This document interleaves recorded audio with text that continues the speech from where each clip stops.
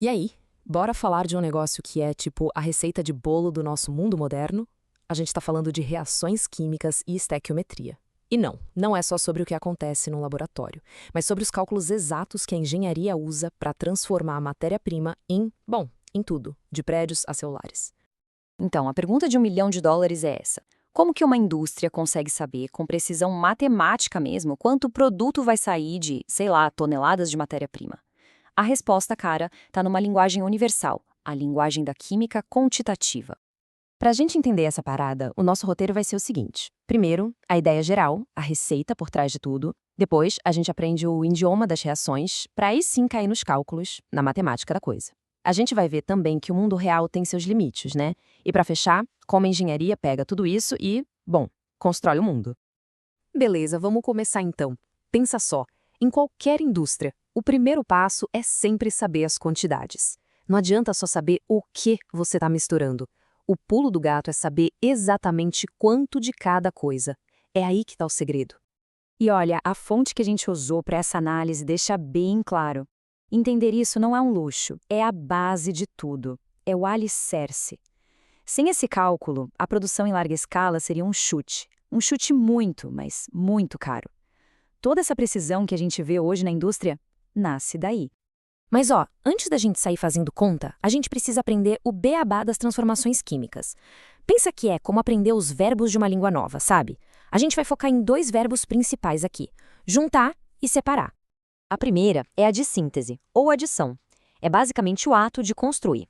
A gente pega duas ou mais coisas simples, os reagentes, e pá! Junta tudo para formar uma coisa só, mais complexa. É a química sendo criativa.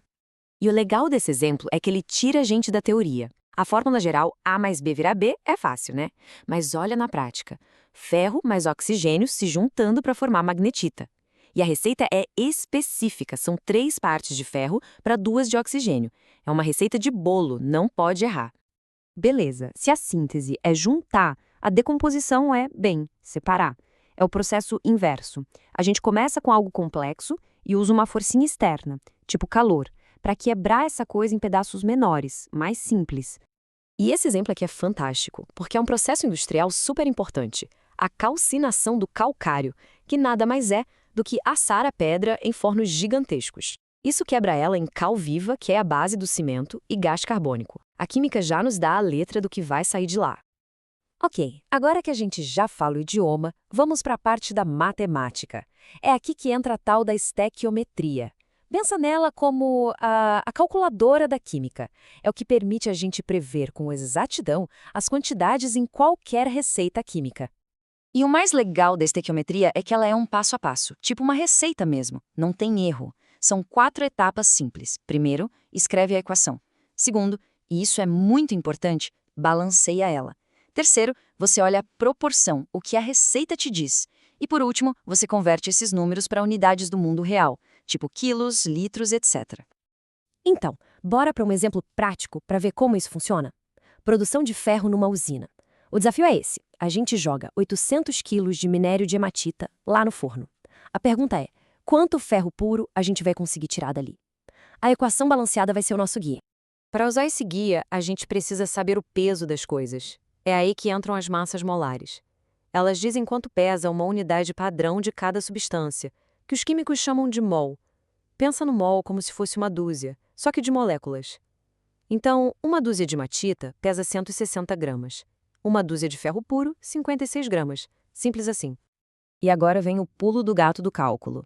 A nossa equação, a nossa receita, diz que para cada um pacote de hematita, a gente consegue produzir 2 pacotes de ferro. Traduzindo isso para o nosso mundo, para a escala da indústria, significa o seguinte: cada 160 quilos de minério que entram, produzem exatamente 112 quilos de ferro puro. Essa proporção é a chave de tudo. Pronto. Com essa proporção na mão, o resto é uma regra de 3 simples.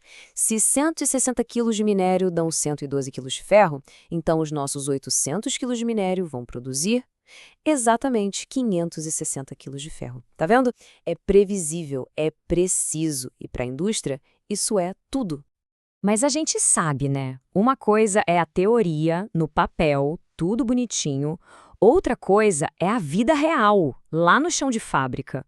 O mundo real não é um laboratório perfeito. Existem limites. Nem sempre a receita é seguida à risca. E os processos, olha, eles nunca são 100% eficientes. E o primeiro limite que a gente precisa entender é o do reagente limitante. O nome já diz tudo, né? Ele é o ingrediente que limita a reação.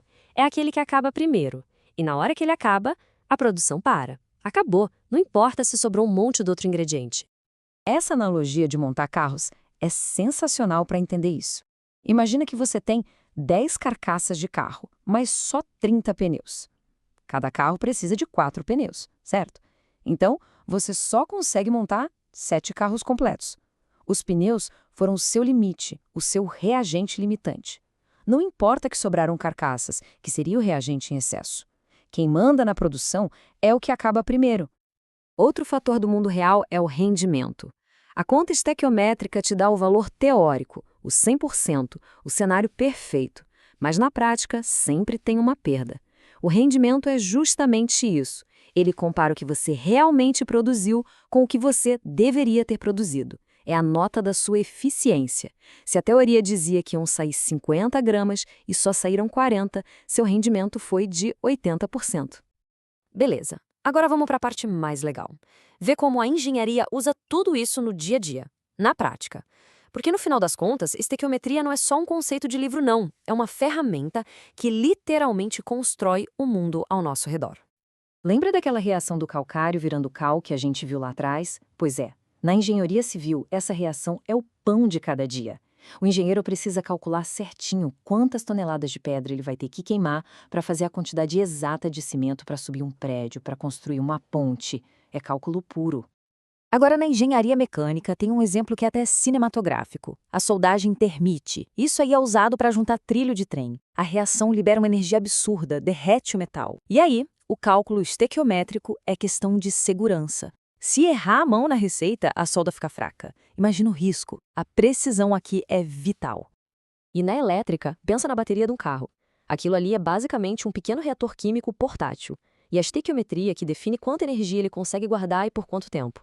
A vida útil de uma bateria, no fim das contas, é só um problema de reagente limitante. Quando o reagente que importa acaba, a bateria morre. A química é quem dá a última palavra.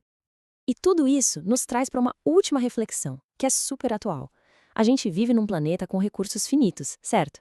Então, a precisão da estequiometria se torna mais crucial do que nunca. Ela deixa de ser só uma ferramenta para produzir mais e vira uma ferramenta para desperdiçar menos. A pergunta que fica é: como que a gente pode usar essa matemática da química para criar uma indústria com desperdício zero, onde cada átomo é aproveitado? Porque, com certeza, a resposta para essa pergunta é o que vai definir a engenharia do futuro.